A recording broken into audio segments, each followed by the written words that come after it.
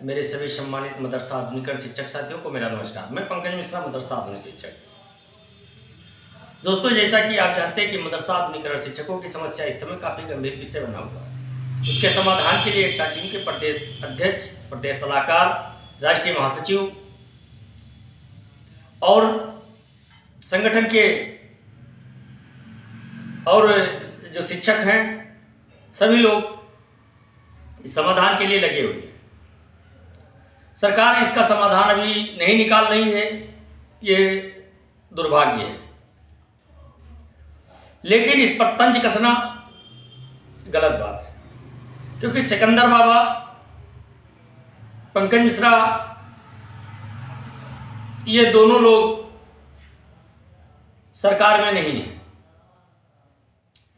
एक बहुत पुराने जाने माने दलाल तनवीर साहब ने कहा, आज एक राजगुरु के नाम से आईडी है, उन्होंने आज के 1.5 साल पहले का हमारा एक वीडियो शेयर किया, वायरल किया ग्रुप पर, और उन्होंने कहा कि पंकज भाई ने जिंदगी में पहली बार सच बोला। आपके पसंद की मैं बात करूं तो सच बोल रहा हूं, और सच्चाई बोल दूं तो सच नहीं बोलता हूं। उस पर मदरसा के सबसे बड़े दलाल तनवीर साहब ने कहा कि 1.5 साल पहले का वीडियो है, लेकिन अभी तक इस पर अमल नहीं हुआ। उनके कहने का मतलब है मैं धर्म परिवर्तन कर लेता, मैं आत्महत्या कर लेता तो तनवीर साहब के जीवन को सुकून मिल जाता, क्योंकि उनकी पोल नहीं खुलती, क्योंकि उनकी मैंने बहुत सारी पोल खोल दी है, इसलिए वो अपने आप को कोस रहे हैं। मैं तनवीर साहब को चैलेंज करता हूं कि आइए, जहां आप बताएं वहां मैं आने के लिए तैयार हूं, लेकिन जो मैंने कहा है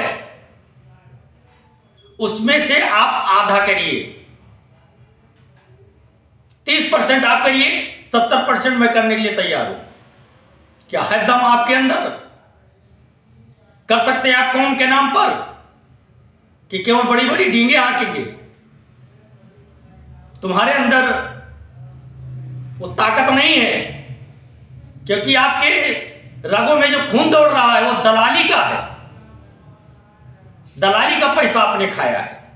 और ये पंकज मिश्रा अपने मेहनत और खून पसीने की कमाई का पैसा खा रहा है, इसलिए आप मेरे ऊपर तंज नहीं कस सकते हैं, और ना आपकी इतनी औकात है कि आप मेरे ऊपर तंज कसें। और रही बात जो उस वीडियो में मैंने जिस बात का जिक्र किया है, मैं उस पर अभी अमल कर रहा हूं, उस पर अभी मैं अडिग हूं।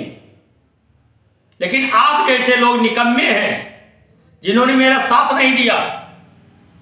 अगर साथ दिए होते तो आज ये स्थिति नहीं होती। आप तो घर फूक तमाशा देखने वाले लोग हैं। आप अपनी ठंडी दूर करने के लिए किसी का भी घर फूक सकते हैं, आप वो लोग हैं। और हम किसी के घर से अगर पानी टपक रहा है तो उसको अगर आरसीसी नहीं करवा सकते हैं तो उस पर पन्नी डालकर उस पानी जो टपक रहा है उसको मूंदने का प्रयास करते हैं। आप में हमारे में जमीन आसमान का फर्क है। दोस्तों, मैं आपसे बताना चाहता हूं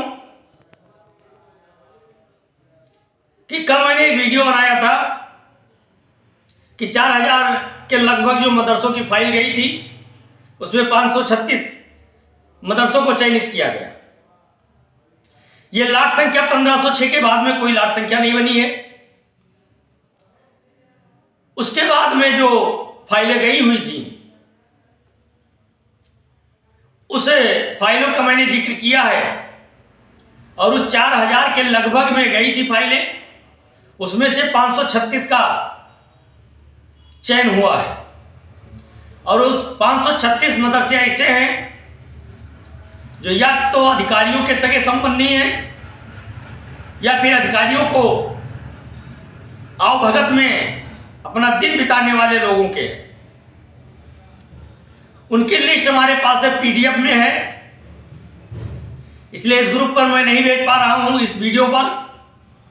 उसको मैं ग्रुप के माध्यम से दे दूंगा, आप लोग उसको देख सकते हैं, या मैं कोशिश करूंगा इस वीडियो पर लगाने का। अगर इस पर लग जाता है, क्योंकि वो लगभग 20 पेज का है, 1-2 पेज का होता तो शायद लग जाता, लेकिन वो 20 पेज का है। कल भी मैंने लगाने का प्रयास किया था, कल भी नहीं लग पाया था। आज भी मैं प्रयास करूंगा, अगर लग जाता है तो इस वीडियो स्क्रीन पर मैं आपको दिखाऊंगा। अगर नहीं लग पाता है तो मैं आप लोगों को जो लिस्ट है वो ग्रुप के माध्यम से मैं आप लोगों तक पहुंचा दूंगा। आप लोग अपना अपना मदरसा देख सकते हैं, क्योंकि मैं हवाई में कोई बातें नहीं करता हूं दोस्तों। कल कुछ लोगों ने बाबा की वीडियो देख करके मेरे पास फोन किया और कहा कि बाबा तो ये बोल रहे हैं। देखिए, बाबा जो कुछ बोल रहे हैं सोच समझ करके बोल रहे हैं, उनको जो लगता है वो बोल रहे हैं, जो उनको दिख रहा है वो बोल रहे हैं। उसकी जवाबदेही हम सभी की भी बनती है और बाबा की भी बनती है। और बाबा ने ऐसा कोई ऐसे शब्द का इस्तेमाल नहीं किया है जिसमें उन्होंने कोई झूठ बोला हो। उन्होंने उन निकम्मे लोगों की बात की है जो घर से निकले नहीं, घर बैठ करके आधुनिकीकरण शिक्षकों के बर्बादी का तमाशा देख रहे हैं। उनका जिक्र उन्होंने किया है और वो करते रहेंगे। वही नहीं, हम भी करते हैं और हम भी करते रहेंगे। लेकिन दोस्तों, आपको मैं बताना चाहता हूं कि जैसा कि मैंने पहले आपसे बताया है कि मदरसा संशोधन एक्ट जो हो रहा है वो जनवरी में रखा जाएगा। अब जनवरी में कब रखा जाता है ये सरकार के तैयारी के ऊपर है। और एक चीज आपको और मैं बताना चाहता हूं कि आधुनिकीकरण शिक्षकों का प्रपोजल बन के तैयार है। बस मुख्यमंत्री जी की साइन की आवश्यकता है, मुख्यमंत्री जी के सहमति की आवश्यकता है। हालांकि मंत्री महोदय के कथनानुसार मुख्यमंत्री जी उस पर एग्री हैं, सकारात्मक हैं। अब कब वो काम कर देते हैं उसका ये मुख्यमंत्री ही बता सकते हैं या फिर अधिकारी और मंत्री जी बता सकते हैं। बाकी जो सूचनाएं मिलती हैं उसका आदान प्रदान करना हम लोगों का काम है। हम लोग आप तक सूचनाओं का आदान प्रदान करते हैं। दूसरी चीज, बकाये को लेकर के कुछ शिक्षक साथियों ने फोनी वार्ता की मुझसे। आज मैं कई दिनों से थोड़ा व्यस्त रहता हूं भाई,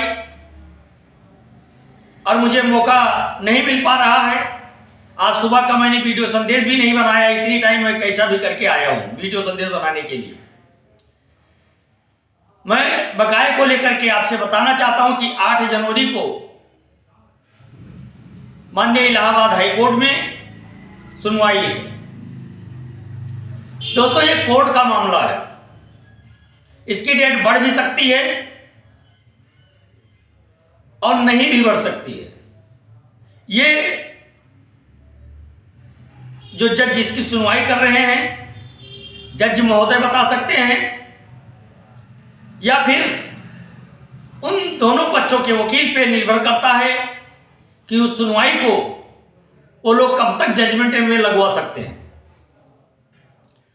लेकिन जो हम लोगों को डेट मिलती है उसी डेट पर हम लोग इंतजार करते हैं। हालांकि सरकार के पास अभी बहुत सारे उपाय हैं उसको रोकने का, लेकिन जो सबसे बड़ा रोड़ा आपके स्कीम में जो कोई बन रहा है बकाये को लेकर के, तो इनके हाथ से चीजें निकल चुकी हैं क्योंकि अदालती कार्रवाई हो गई है।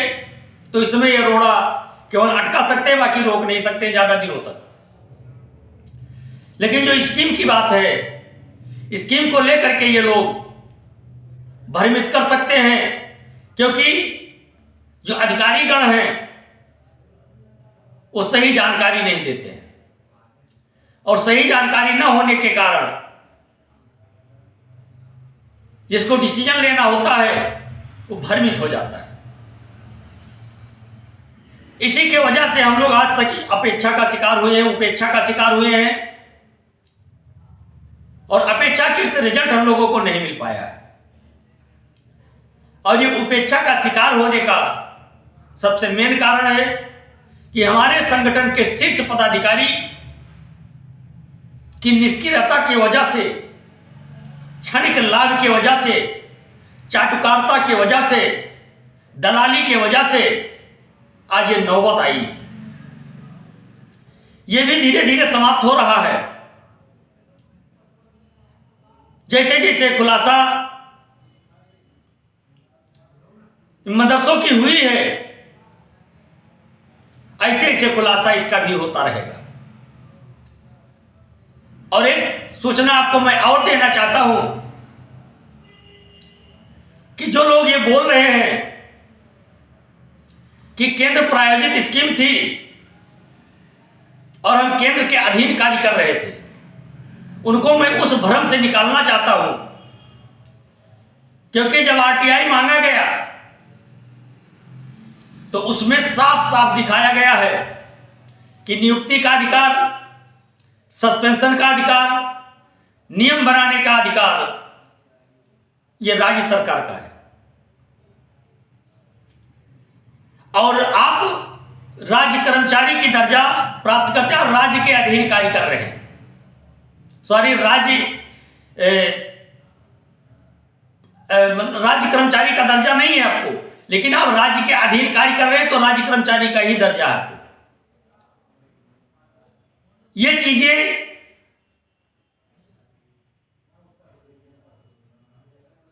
आरटीआई में जानकारी दी गई है। अगर आप लोगों को विश्वास नहीं होगा तो वो लेटर भी मैं आप तक प्रेषित कर सकता हूं। लेकिन ये चीजें करने में समय लगता है, इसमें खर्चा लगता है और इसमें हर्जा भी होता है। ये तीनों चीजें एक अकेला आदमी वहन नहीं कर सकता है। इसके लिए आप लोगों के सहयोग की आवश्यकता होती है, वो आप लोग नहीं कर पा रहे हैं। कहीं ना कहीं ये चीजें भी हम लोगों के बीच में बाधा बनी है। और आपको मैं बताना चाहता हूं कि ये स्कीम आपकी चलेगी, कैसा भी चले, लेकिन इस स्कीम को चलाना पड़ेगा। कुछ ऐसी चीजें हैं जो माननीय सुप्रीम कोर्ट के आदेशों की अवहेलना नहीं हो सकती है। उन्होंने कहा है, उनके आदेश में साफ साफ लिखा हुआ है कि आधुनिकीकरण के शिक्षा पर आप बल दे सकते हैं, उसके लिए आप बदलाव कर सकते हैं, ना कि उसको खत्म कर सकते हैं। उच्च गुणवत्ता वाली शिक्षा पर आप जोर दें। उच्च गुणवत्ता वाली शिक्षा आपका आधुनिकीकरण है। और जो एडेड मदरसा वाले लगे हुए हैं, ये कामिल और फाजिल के लिए अपनी जान दे रहे हैं, और अपनी जान बचाने के लिए दूसरों की कुर्बानी देने में भी वो लोग बाज नहीं आएंगे, इतना आप ध्यान रखिएगा। और वो कर रहे हैं, लेकिन अभी तक उनकी सहमति नहीं बन पाई है। सबसे बड़ी मजबूरी उनकी ये है। और वो इसलिए कर रहे हैं क्योंकि हमारे संगठन के जितने भी शीर्ष पदाधिकारी हैं, सिर्फ एक को छोड़ करके सभी निष्क्रिय हैं। शिक्षकों के बहुत सारे संगठन बने, लेकिन समय समय पर ठगाही करने के अलावा उन लोगों ने कुछ नहीं किया। उसका यह परिणाम है कि आज मदरसा आधुनिकीकरण शिक्षक दर दर भटकने को मजबूर है। और दोष दिया जा रहा है पंकज मिश्रा को। पंकज मिश्रा के अंदर इतनी कैपेसिटी थी कि मीडिया के सामने आकर के इतनी बातें वो बोल दिया, और आप बोल करके दिखाएं, एक शब्द बोल करके दिखा दें तो मैं आपको मान जाऊंगा कि आप आधुनिकीकरण शिक्षकों के प्रति आपके दिल के अंदर नफरत नहीं, दलाली नहीं, मक्कारी नहीं, प्यार भरा हुआ है।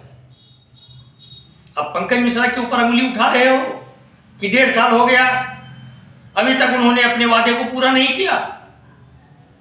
करते हैं, आइए, लेकिन पढ़ाएंगे आप ही। तनवीर साहब, मेरी बात को अगर सुन रहे हो तो आइए, मीडिया बुलाइए, हम भी आते हैं, आप भी आते हैं और कर डालते हैं जो मैंने कहा है। अगर आपके अंदर हिम्मत है तो कल आप वीडियो या ऑडियो या पोस्ट लिख करके किसी भी ग्रुप पे डाल दीजिए कि आइए, मैं इसके लिए तैयार हूं, पंकज मिश्रा आपको मिलेगा जहां बुलाओगे। अगर नहीं कर सकते हो तो आज से इस तरह से कमेंट करना बंद कर देना, वरना उसके ऊपर भी कार्रवाई हो सकती है कि आप उसके लिए मुझे उकसा रहे हैं। और ये योगी सरकार है, आपको इतना नाटक दिखाएगी कि शायद आप दूसरे के बारे में ऐसे शब्दों का चयन करना भूल जाएंगे। हवाई में मैं बात करने वाला इंसान नहीं हूं, इतना ध्यान रखना। और अगर आपको शिक्षकों की चिंता है तो आइए मैदान में और लड़ते हैं सरकार के खिलाफ, संवैधानिक दायरे में रह करके। असंवैधानिक का तो आपका फितरत बन गया है, लेकिन मैं संवैधानिक दायरे में ही रह करके लड़ाई लड़ सकता हूं। मैं अपने उन सभी शिक्षक साथियों से कहना चाहता हूं कि ऐसे लोगों से आप लोग होशियार रहें। आपको पेड़ पर चढ़ा देंगे, नीचे से जड़ काट देंगे। ऐसे लोगों का बाइकाट करें। एक शिक्षक साथी ने बहुत अच्छा उनको जवाब दिया है और शायद उनके जवाब से संतुष्ट भी हो जाएंगे, लेकिन ऐसे लोग बात से मानने वाले होते नहीं। लेकिन खैर छोड़िए, कोई बात नहीं। मैं अपने उन शिक्षक साथियों से कहना चाहता हूं, दोस्त घबराए ना, परेशान ना हो, आपकी स्कीम भी चलेगी, आपका बकाया भी मिलेगा। और कुछ अपडेट और हैं, मैं आपको बताऊंगा सुबह की वीडियो में। तब तक के लिए नमस्कार, जय हिंद, जय भारत, भारत माता की जय।